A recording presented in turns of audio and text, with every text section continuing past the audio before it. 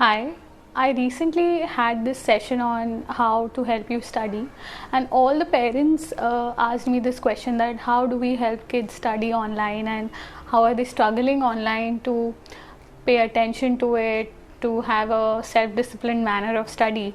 So what I have realized is that in my past few years of research, that many kids do not know how to study.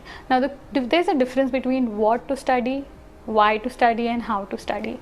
We all know that our studies are very important because we need marks, because then we need to get into a good college and then eventually a good job. This is very clear.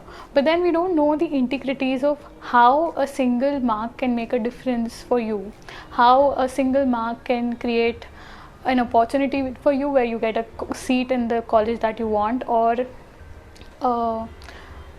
a stream that you really want. For example, in IIT, the common exams of IIT, we see that the kids are allotted the streams on the basis of the numbers they have.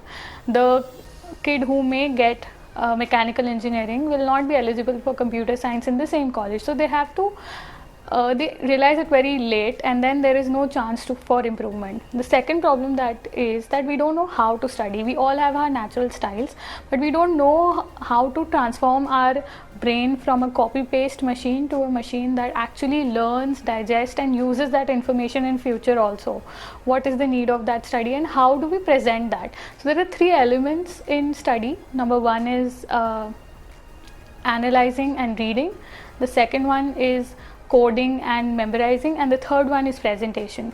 So when we start with analyzing and reading, the biggest skill that is very important is reading skills. So reading skills are the skills that have been taught from nursery, but the child does not understand how to read different kind of text. Every text has a different format to read. Every text has a different objective. So how do we adapt our reading styles to the subject? And also, how do we analyze in our brain so that it's not just copying, it's also analyzing, and it is also storing it for a purpose. Then the second part is memorizing. So again, this is also a very natural and a tendency based system. You can't, a child may learn it on once, like he may have to learn it only three times in his studies, or on the other hand, a child may have to read it like 10 times to just get it into their head.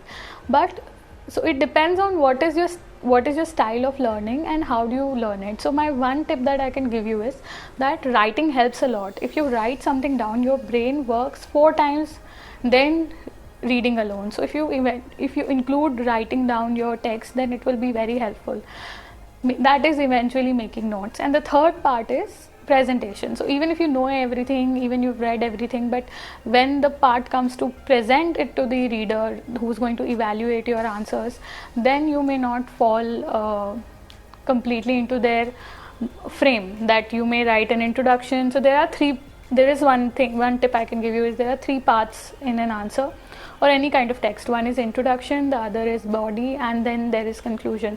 So if you try to make a complete answer where you give the context of why you're writing what you're writing, what is the reason and what is the logic with some examples, and then in the conclusion you try to summarize everything and you give them a final answer. This is your point of opinion on that, and this is what was asked from you.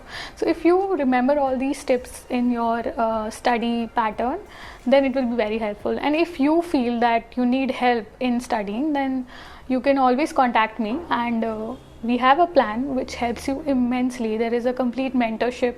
There is where I can train you and I can guide you with one-on-one experience on how you can gain the best study routine.